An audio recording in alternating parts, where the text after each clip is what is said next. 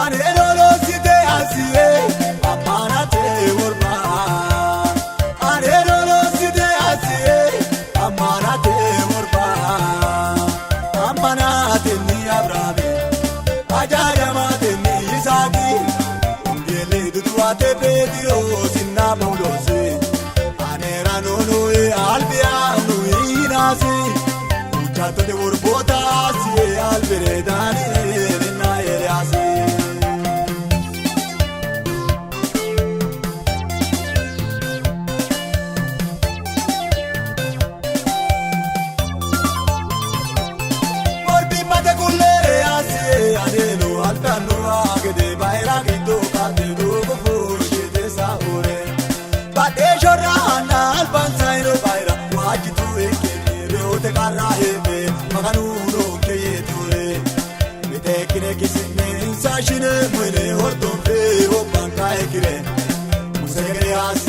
Amanate orba kironi medijiro ureto kohabure.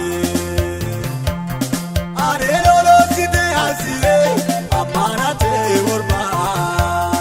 Anelolo site asiye amanate orba. Amanate ni Abrahamu, ajayamate ni Isaki. Ungele duduate Pedro sinna Paulose.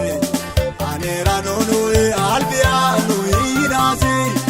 Uchato de orbota asiye alberedani na Eliasi.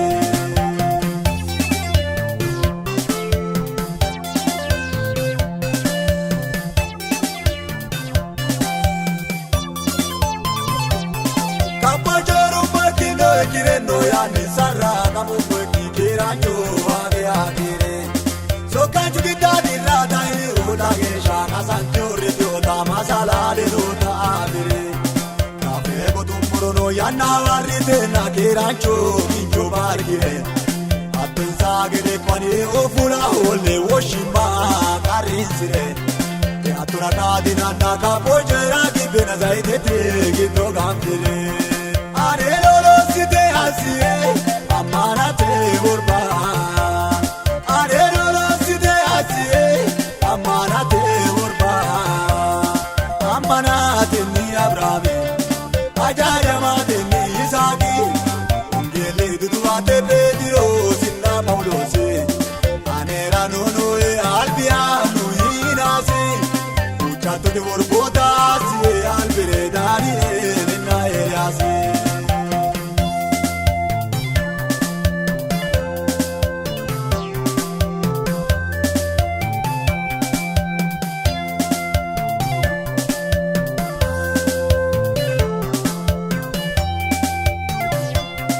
Anero asiye amanate chincha iyobi la brancho betuki.